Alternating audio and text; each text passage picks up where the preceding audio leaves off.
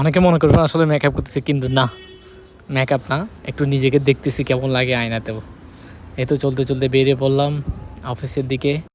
অফিসের দিকে যাইতে যাইতে সত্যি অফিস তো আমাদের একটা দ্বিতীয় বাড়ি বলতে পারেন সবাই। আসলে প্রত্যেকটা বাড়িতে যেরকম আমরা সময় কাটাই, সেম অফিসেও আমরা সেই সেম সময় কাটাই।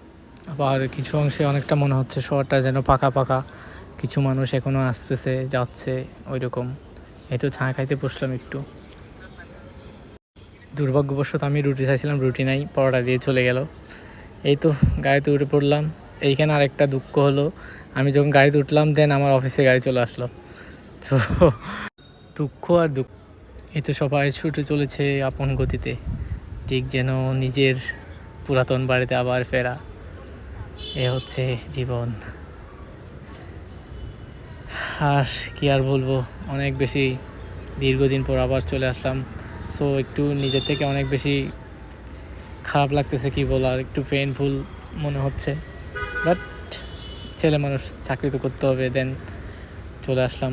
এই আর কি, জীবন চলতে আছে। চলতে চলতে কাছে নতুন পাতার দেখা, সো একটু ভাবলাম একটু ভিডিও করে নিই, ভিডিও করে রেখে দিই আমার এখানে। এই তো দেখা নোমান ভাইয়ের সাথে এবং জয়দার সাথে দেখা হয়ে গেল। এই তো আবার ফিঙ্গারে চলে আসলাম, ফিঙ্গার দিয়ে অফিসের দিকে আবার রওনা। এই হচ্ছে অফিস। আমার বসকে গুড মর্নিং জানাইছিলাম, দেন শুরু করলাম আজকে কর্মজীবন। এখান থেকে শুরু, স্টার্ট নাও। আমাদের এই কর্মজীবন শুরু হতে যাচ্ছে। সো আজকে থেকে চলবে। নেক্সট আবার অফ ডে আসবে, আমাদের হলিডে আসবে আপনার কোরবানের সময়।